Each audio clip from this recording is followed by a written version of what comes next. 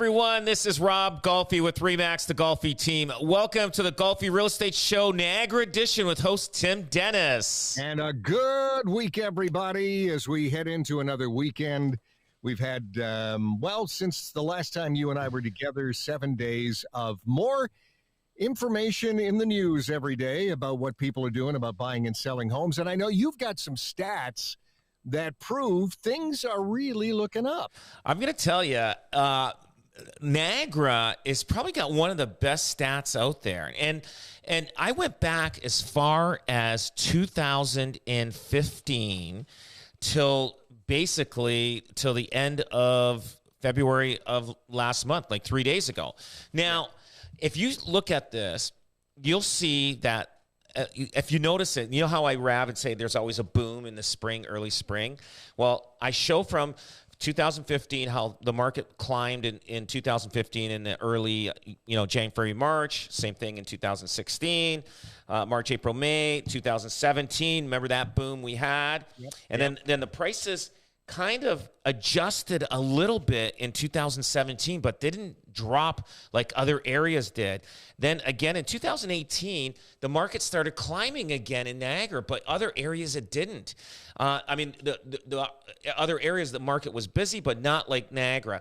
Now in 2019, again, the market started picking up in February, March, April, and continuously growth and all the time. Like there's no adjustment periods. There was no adjustment.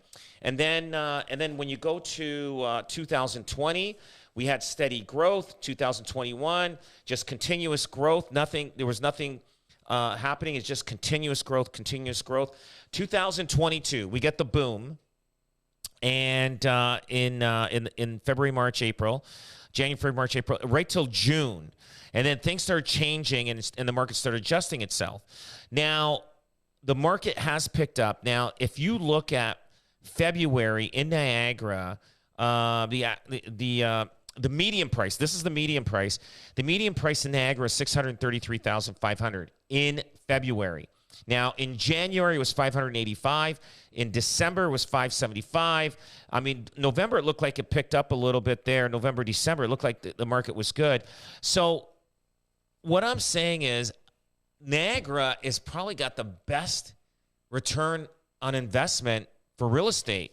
Now, if you go to Hamilton, they've had some adjustment times where the market is adjusted so much from one swing to the other.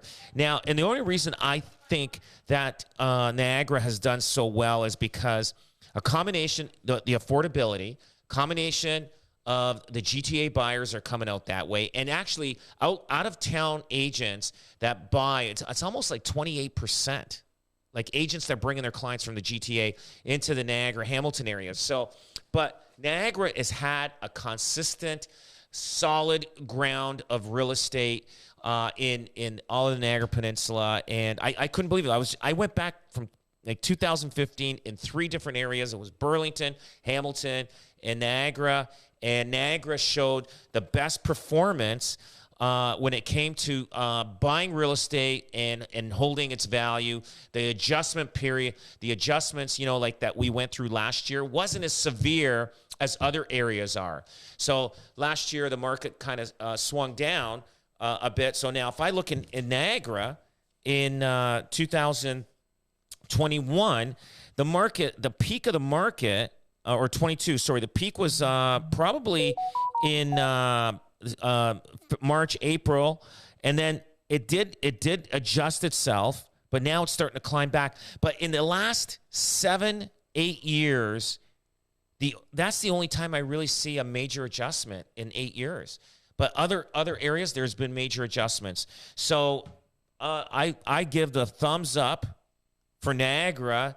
If you're outside Niagara, buy Niagara. If you live in Niagara, buy 2 houses, not just one. So I truly feel that the Niagara real estate market is really good, and it's something that I did a deep dive into it, and I couldn't believe it. It was really good. Where are they coming when they come here from the GTA? Are they coming to Niagara Falls, St. Catharines, Welland? Where are they going? The bulk of them, a lot of them went to Welland for a bit. because it was really affordable. And but the bulk of them are coming towards Niagara. Now Stevensville is blowing up because Niagara is getting a little more expensive. Chippewa was a big area. Now the south end of Niagara Falls, I'm going to tell you, is a great place to start buying there. A lot of developments going on over there. There's the growth. The hospital's going in there. Niagara Square, the Costco. Costco doesn't open up unless they know what the future of that area is going to be. I mean, they've got, you know, experts that do studies. And if you see a Costco going up there, that means there's a lot of things that are going to be happening in that area. And I think Costco went to the south end of Niagara Falls because they weren't getting that many people from Fort Erie going to St. Catharines. They weren't getting that many people from Welland going to St. Catharines. And Niagara Falls may be the same thing. I don't know. But I think they strategically put that spot at Niagara Square in the Costco, because Fort Erie, now you're 20 minutes away. Welland, you're 20 minutes away. Niagara Falls, you're local. St. Catharines, people still show up, but they still kept the one in St. Catharines. So, yeah, no, I'm telling you, where you see a Costco going, you just follow those guys. Let them do all the research, and you know that's the area that's going to be huge in coming years. You had quite a week at RE/MAX team, didn't you? The Escarpment Golfi team had quite a week. Yes. So we were awarded of the number one RE/MAX team in Canada and the number 2 RE/MAX team in the world, which was a really great honor and very appreciative. I just it's you know, hard work, you know, put in, my team's hard work, and the loyal clients that we had. I just want to thank everybody that helped us get to that level, and we keep striving to be better and better every month, every year as we go on. And yeah, it was a really exciting thing to be awarded that. The cynics will say, well, what does it really mean? So what do they base that award on, Rob? They base it on like transactions. They base it on commissions. Like the RE/MAX network is the most productive real estate network in the world. Like there's 135,000 agents at RE/MAX worldwide in 110 different countries. Now, the ranking is based on sales volume, number of transactions, overall productivity, with teams earning top honors. So basically, commissions, transactions, everything like that. Which I was just So now the key thing is trying to stay there and keep striving to be the best. So I love this business. And I enjoy it, and I enjoy doing it. It's not. I never wake up and say I want to take the day off. I don't. I just get up and go, and it's just in my DNA. And I think if you love something, you're going to be great at it. And if you don't love it, then you should get out and find something else that you do love. And I know realtors that don't like this business, and I tell them, well, why are you doing it? Like, get out, do something that you love. Why do people want it? Tell me a little bit about the kind of person you look for when you're hiring people for your firm. What kinds of things are you looking for? And is it, are you still looking for people? We're always looking for people. We're always hiring agents, and we are looking for people that love to deal with people. And we want honest people. We don't want anybody that wants to do anything, shortcuts. We do not believe in shortcuts. We want you to work for the client like if you were a client yourself, and you want the right information, the right service, knowing the right neighborhoods. We just want somebody that is going to take care of somebody like they were their own parents or their own family.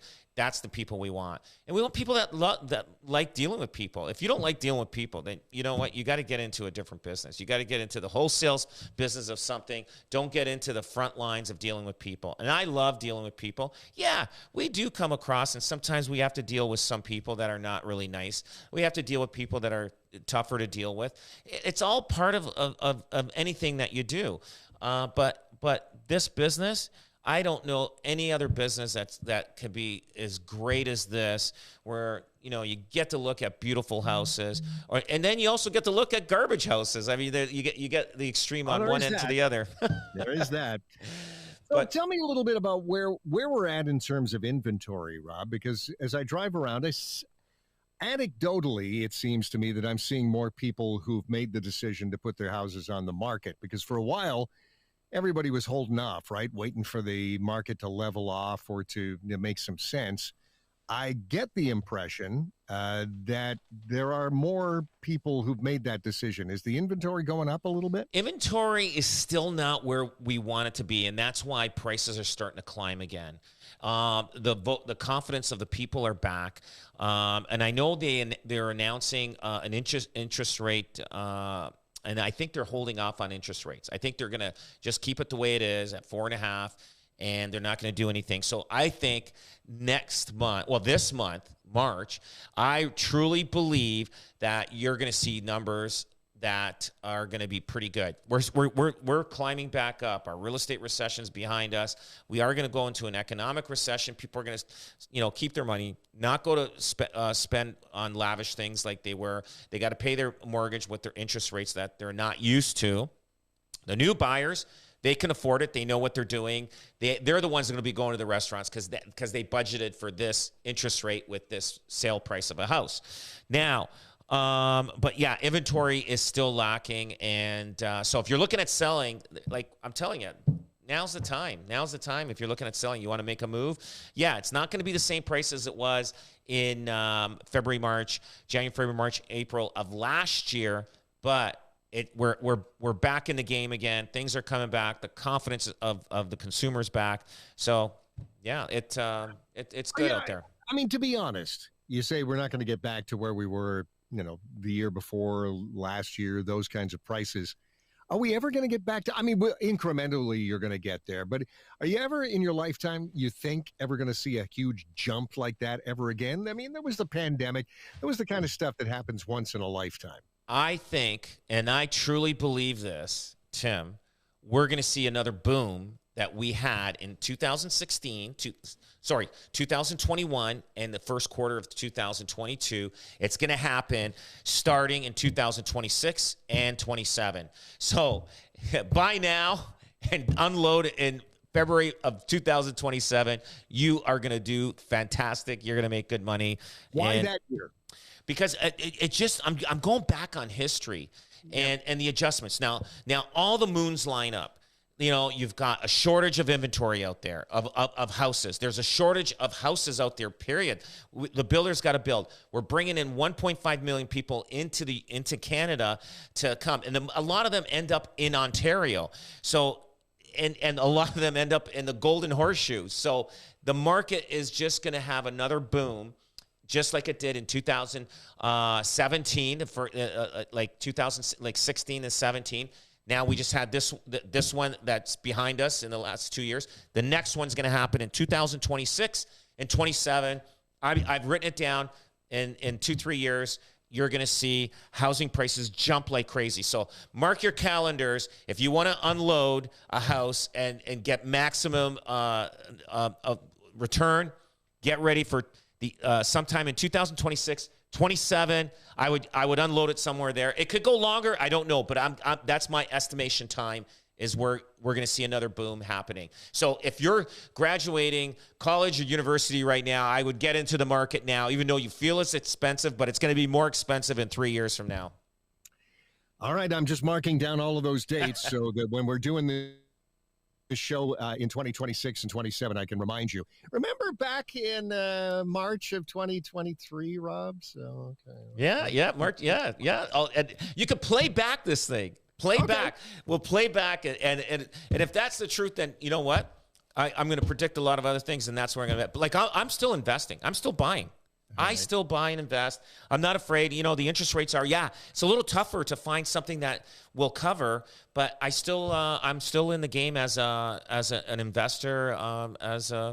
Who's going to win the Stanley Cup in 2026? Oh boy, I don't know. Yeah, exactly. I don't know. Okay. I grew up with 3 sisters, so I didn't watch much hockey growing up. So all right.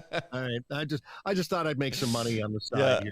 So, we're going to pause for a second, and so the stations can make some money, and then we'll come back with much, much more of the Golfi Real Estate Show. He's Rob Golfi. I'm Tim Dennis. Back in a sec. Welcome back. We call this the Golfi Real Estate Show. If you want to sell your house, you're in the market to buy a house. They're the #1 RE/MAX team in Canada. You can call them at 905-641-0308 or online at robgolfi.com, or, listen to Rob Golfi right now. So let's talk about an issue which has come up a lot. Now, you and I have talked about being a landlord. You've talked about being a tenant, the difference between, renting and buying, et cetera, et cetera. But there's an issue that's going on right now where a number of people who in Ontario right now are being evicted by owners and landlords through the loophole in the law that says you can kick people out if you're going to use it for your own use. Now, talk to me about what's going on right now. Why are so many of these evictions happening, Rob? So what's happened is landlords have tenants that have been there probably 10, 20 years. Now, they have not increased their rents in those 10, 20 years. So now, obviously, some of these landlords, the houses are paid for, or maybe they have small mortgages with the interest rates up. But they're talking to their friends. These landlords are talking to their friends, and they're saying, yeah, my tenant only pays $1,100 a month. And they go, wow, you can get $2,300 a month, or you can get $2,500 a month. So they're feeling like they're missing. They're getting cut from it or getting a shortage of rent.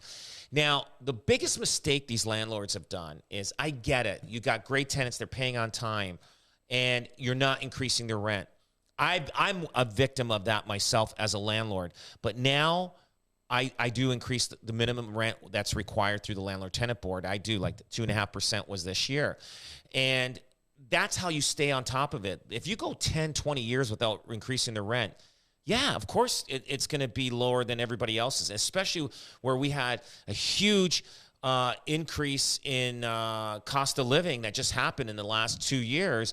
Now it doesn't balance what they're paying rent. Now, these people are so used to paying that low rent, and now the landlord's going, well, I can get somebody else to pay double, 2.5 times more, and that they're trying to evict them, renovate, and then hopefully the people don't come back and they get somebody else to come in and pay the full rent.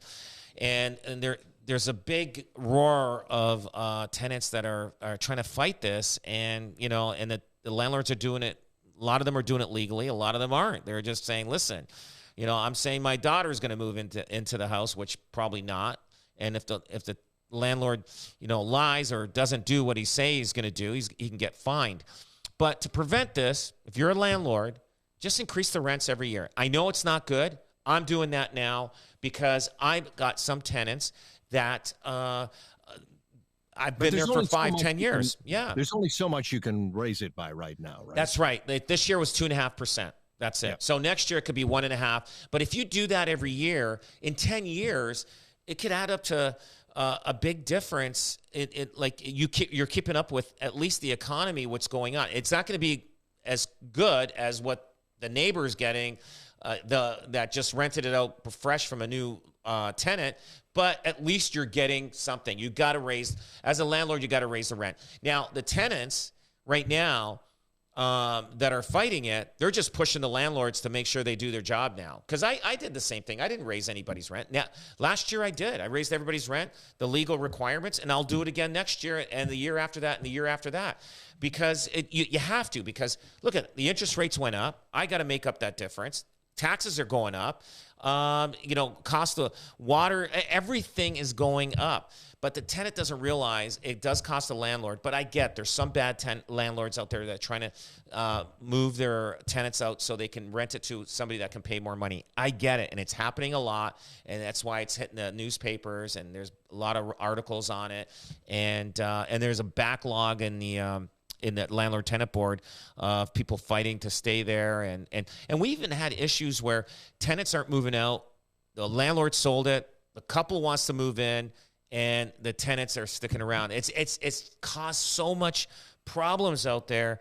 And the problem is the landlord-tenant board doesn't have enough people. It could take 9 months for a case to get done. And it's not good. The government's got to step it up and resolve a lot of cases fast, whether it's good or whether it's bad, just resolve it, whether to make it right for whoever it's supposed to be right for.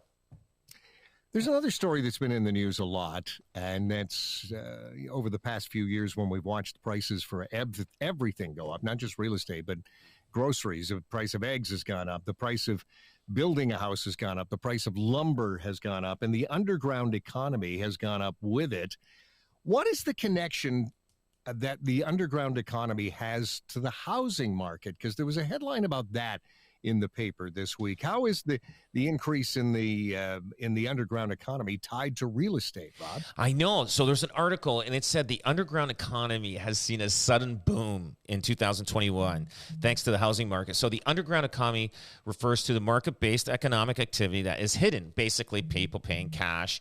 So illegal, informal, such contraband sales and under-the-table payments. Now, Canada's underground economy is now worth $68.5 billion, equivalent to 2.7% of the country's gross domestic product and roughly the size of Panama and Myanmar economy. So over a third of the underground economy is driven by residential construction, which has surged 32.8% to hit $23.9 billion in 2021. Now, lessors and real estate offices have also seen a surge in underground activity, with lessors accounting for 12.7%. Leasors. So the leasors, so they're getting a lot of cash money, right? The landlords. Now, so they're taking cash money and they're not reporting it. So that's happening a lot. Now, the growth of the underground economy has a negative effect, obviously, on taxes. Now, I'm not going to say, I think almost every single person out there has paid cash for one thing or another at some time given. Like, I'm just being transparent out there. Now, a lot of stuff has been happening. So let's say a guy has got some illegal business going on. He's a bookie, or he sells drugs, or he's, whatever he does, he's got cash money coming in. Those guys are buying houses, renovating them with cash money, and then selling them. So that's clean money after it's sold. A lot of people like ourselves, consumers, hey, we need a plumber to do some work on our house, and the job is $3,000, $5,000. The plumber says, hey, listen, this is a $10,000 job. I can do it for $8,000 if you pay cash. So what do you think the homeowner is going to say? He's going to go to the bank, take out $8,000 in cash, give it to the plumber. He gets the homeowner gets the job done. The plumber gets cash, and he doesn't have to pay tax on that money. So, and that's what's happening a lot in the underground economy, as we call it. And everybody's at one point or another has paid cash for something of some kind of service or whatever. Like I have a guy, maybe he wanted to do something around my house. He'll say, hey, if I'll do it for cash, you give me this much money. Okay, here's $500. Go ahead, do it, and all that. That's a $68.2 or $68.5 billion economy right there. There's another issue this week, and I've seen people deal with this decision a lot over the years, of going to a bank or going to a mortgage broker or going to Uncle Joe or going to some guy down on the street who says, I lend money out. There's a lot of private lending that goes on because there are people whose credit rating or their employment is tenuous, those kinds of things, that it makes it difficult for them to borrow money. What are the pros and cons of a private lender as opposed to what we would assume is the mainstream, the banks and the mortgage people? So, we'll explain. An A lender are traditional mortgage lenders, who cater to clients who have good credit score, income stream, and a good income stream. A lenders are mortgages banks like the RBC, CIBC, TD, and BMO. They're under federal regulations, though. Therefore, clients will need just to provide, when they go for a mortgage, they just provide evidence that they can afford, pay the interest, and they qualify to have a mortgage, even with the 2% stress test. Now, a B lender, there's B lenders out there. Now, B lender mortgage is generally offered at a higher interest rate than what the normal interest rates are. That's because the lower their they cater to clients with less than perfect credit scores and fluctuating incomes. B lenders, mortgages rates in Canada are higher, and the minimum down payment ranges from 20% to even 35% on these B lenders. Now, a lot of new immigrants that come into the country, sometimes they have to start off with a B lender. Now, when they're buying houses, because they don't have a credit history here in Canada, they're just starting out their jobs. If they have enough money down payment, the B lender goes in, and he's making probably eight. Like right now, it's usually probably a little bit like 8% to 9% mortgage right now on a B lender. Now, you're paying interest and principal at that rate.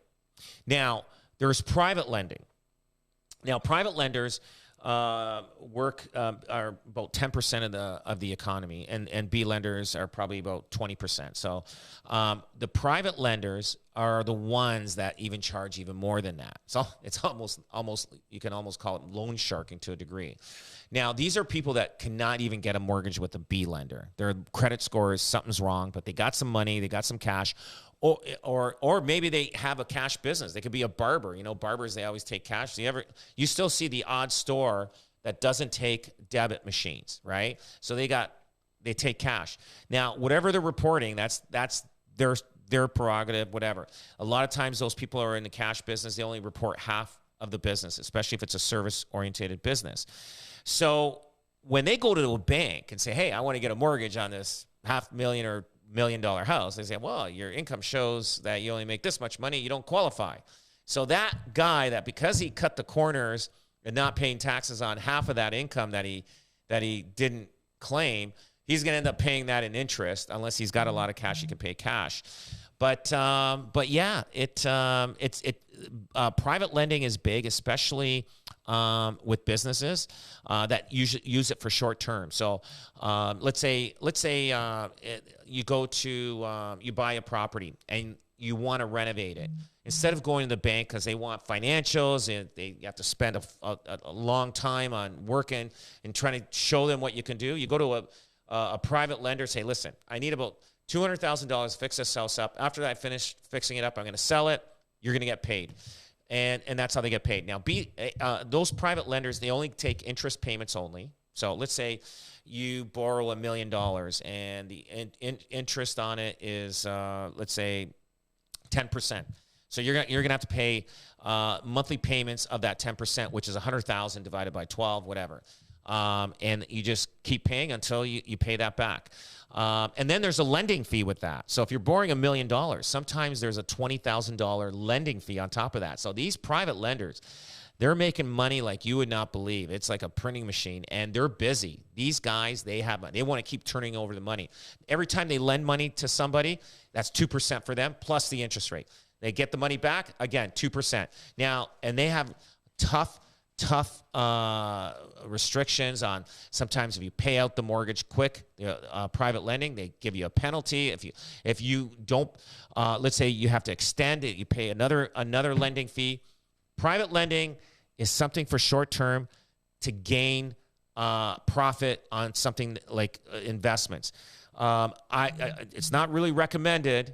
Not recommended to go that way if you can't get even a B lender. I probably would wait and wait till you can afford and get a B lending, and then from B lending go to A lending, because it could financially devastate you, and you got to be very, very careful.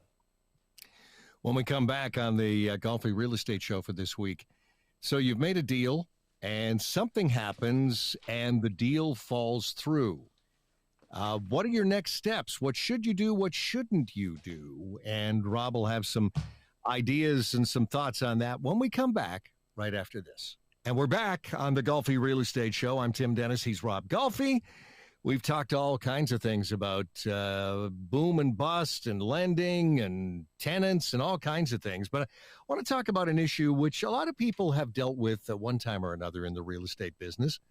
So your deal falls through. For whatever reason, you're high on the idea that you've got a deal and everything's ready to go, and it falls through. Now, should you sue? Should you just walk away and say, "So I learned a valuable lesson from this"? Rob, what do you tell people? Does it depend on the situation? What's happening here? If you've got an ironclad lawsuit, yes. But if it's like it can go either way, don't do it. I'm telling you, the cost, once you start giving those retainers and the lawyer keeps asking for money, you will start going, you know what? I don't know if this was worth it. Because now whatever you're suing for, your legal bill is becoming more than what you're actually suing for. And it just becomes a terrible thing.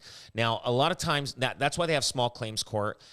They put small claims, I think up to 25,000. Before it was only like 5 or 10,000 for the longest time, but they upped it, which made it a little easier for the consumer to sue. So now let's say you buy a house, you put a $50,000 deposit on the house, and and the homeowner, something happens to the house during the time that you put the offer in and firmed it up to the time that it's closed. Now, there's major issue, let's say in the basement, that he had to dig up the basement and do some work, and he's just left it like that. Now the buyer is going to do his final walkthrough, and he's going to go through the house, and he's going to say, "Hey, what the heck's this? This wasn't here. This big hole in the ground, and what's going on?" And so he's going to say, "Listen, I'm not closing this deal. I don't know what's going on. Is there an issue with the weeping tiles? Is there an issue with the drainage? Is there like?" And so he says, "I'm not closing," right? Obviously he's taking pictures and everything. So he's not going to close. And then also there could be, permits on the thing that weren't done. So the city's got a hold on the property that they have to abide by, but they didn't do their work orders on the house. So he has a right to not close. But if the seller's going to sue him, he has no chance of winning. He might as well just get whatever is fixed, change the closing date, or give the deposit back and try to resell it again. Now, this situation, this guy went to court. The buyer sued the seller, and because the seller didn't want to release the deposit because he's not closing. When they went to court, the judge awarded the buyer to get the deposit back. And also, the judge awarded a minimal cost. It wasn't the full amount of legal bill because it cost the buyer $70,000 for his legal bill, and he was suing for $50,000. So the judge awarded him $25,000 for his legal bill, and so the seller had to pay. The seller had to pay. His cost was a total of $70,000. His legal bill and what he had to pay for the buyer's legal bill. So it cost him $70,000 to know really to find out that he shouldn't have done this. Now the buyer, it did cost him because his legal bill was bigger, but he did get his $50,000 back plus $25,000. But it's not worth it unless you know for sure that something has gone the wrong way. That's why we do final walkthroughs. Now, I had a client years ago. This is my client. And the buyer wanted to do a walkthrough. My client took all the light fixtures off. I don't know why. I don't know. I mean, it's not like they were worth anything. I mean, all the light fixtures, maybe $1,000. If that. I don't even think it was worth $1,000 throughout the house. It was a small semi. And so the agent calls me up, and I go, are you kidding? So I go to the client and say, what are you doing? I go, this is closing date. So there was an adjustment done on the price of the house of $5,000. Well, now the new buyer has got $5,000 extra to buy really nice light fixtures. The light fixtures aren't worth $5,000, but now the inconvenience of getting an electrician to come in and all that to do all that. So like she could say, I'm not closing. She could have delayed the closing because it's not the way the house was. So when you sell your house, people, make sure that the house is exactly the way that the buyer saw it when they put the offer in. Do not try to take, disassemble, break, or I had somebody not cut the grass the whole summer. They sold it, and you know what? My client said, we're not closing. We're not closing. No. To the deals that end up in litigation, do they all have to have been signed with contracts and everything? I mean, can people sue if there's been a verbal contract to, yeah, I'm going to sell you this. Okay, great. And then at the last minute, oh no, I'm not going to sell you this. Can I sue for that? You know what? You can sue for anything. It's, like. Are you going to win though? You have a hard chance of winning that. You have to have the contract. It's better to have the contract. And, and like legally, logically, and when you look at something, even you and I will hear a story, right? You hear a story from two different parties. They're one suing the other.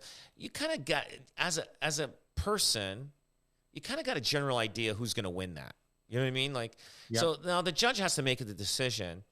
And I'm sure there's a lot of stuff that's missing, when somebody tells you that they're suing, but it's not worth it.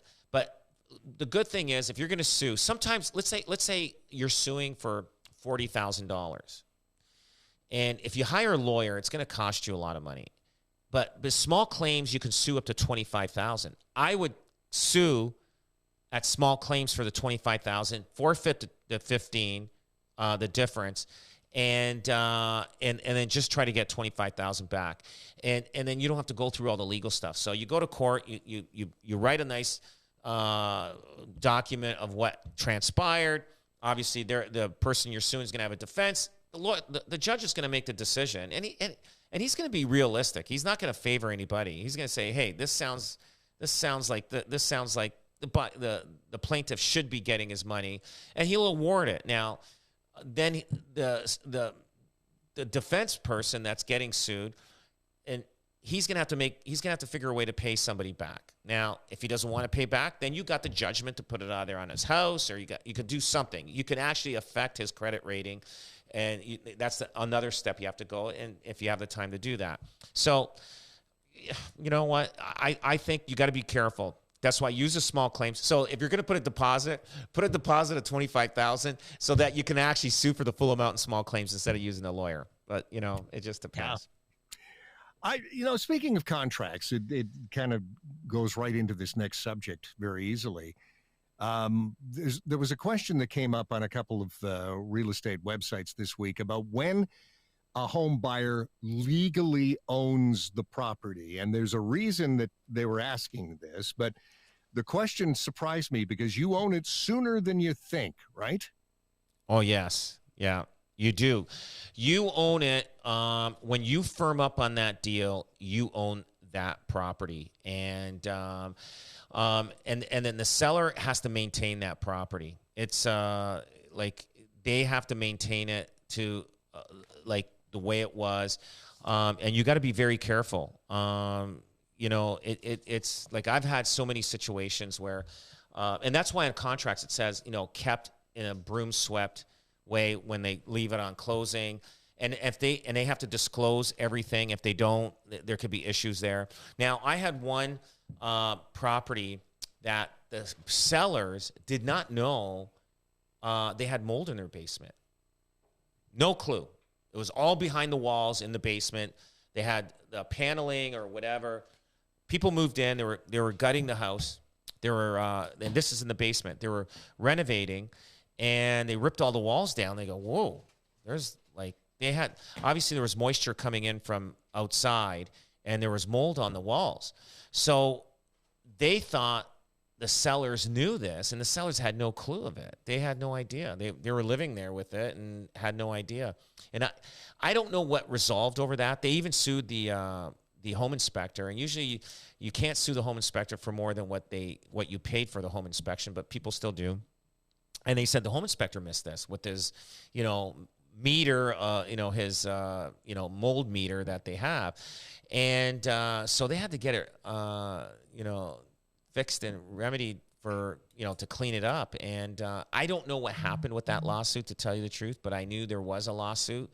And you know what? Like when you're looking at a house and you're walking around, and if you see concrete driveway or patio or anything that is kind of more tilting towards the house versus away from the house, I would seriously look at that. Now, I was looking at a house the other day, and it was a kind of investment property. I went with my son, and I saw that along the bottom in the basement, it had kind of a little bit of black stuff there. And I said to him, I go, you know what? The weeping tiles are blocked and everything. They got the, let's take a look at the downspouts outside. Well, the downspouts are going right into the weeping tiles, which is not really working. I can tell it's an old house, right? And I said to him, I said to my son, I said, if you're going to buy this as an investment, you got to get the east troughs all redone and have have them going away from the house don't have them going down the spouts, because you can tell the weeping tiles were all. A lot of municipalities, that's illegal, right? You can't put them right into the.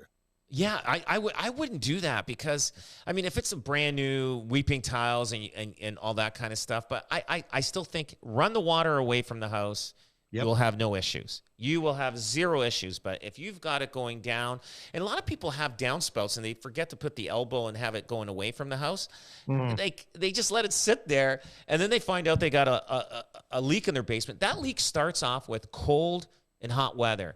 When that water goes down along the side of the wall and it's cold, it expands, and it'll find its way into the concrete. It'll find a little loose, little fine line crack, and then when it freezes, it's gonna open up that crack more, and it's gonna let more water in. So if you got downspouts, get the water away from the house.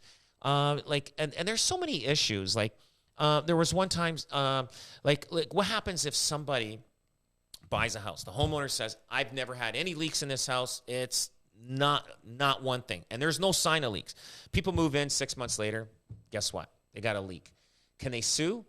I don't. You know what I mean? It's hard. It's hard to question that, because maybe that is the normal course of the life of the house, where it starts breaking down, where you have to fix, right? How you don't know where the life of things break down, right?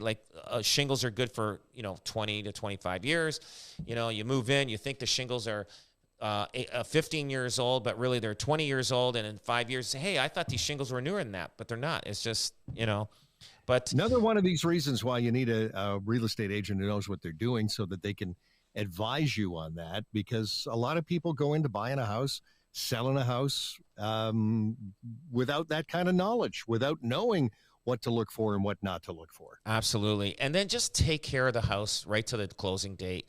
Don't feel like you sold it and then 2 months later you're out of there, you don't care. You got to take your shoes off like you normally do when you walk through the house. You've got to, just take care of the house right to the end, because it just makes things a lot smoother on closing date. Well, I didn't realize until I read this story that, based on Old English law, when you've settled up a deal and you've signed on the dotted line to buy a house, basically you own it, and the sellers are just supposed to take care of it in proper order until you exchange keys. That's when the property changes hands. I didn't know that. Absolutely. Yeah. And if they don't take care of it, then you know what? It's going to cost you. It'll cost you, or maybe it may not close. So you got to make sure you take care of it. We've had people not even cut the lawn. They sold it and all summer, and then you've got 6 feet of grass in the backyard. Not even you can't get a lawn company to cut it. It's too high. You need a farmer to go out there with one of those yes. those things that cut it. And good luck finding one of those guys to do it in the city. Rob, thanks a lot, my friend. We'll reconvene all this next week. Okay. Thank you very much. Have a great weekend. That's Rob Golfi of RE/MAX, the Golfi Team, and he'll be back with much more of the Golfi Real Estate Show next week. You can always check out his website at any time. It's robgolfi, GOLFI.com. And join us on the radio program same time next week right here. I'm Tim Dennis. See you then.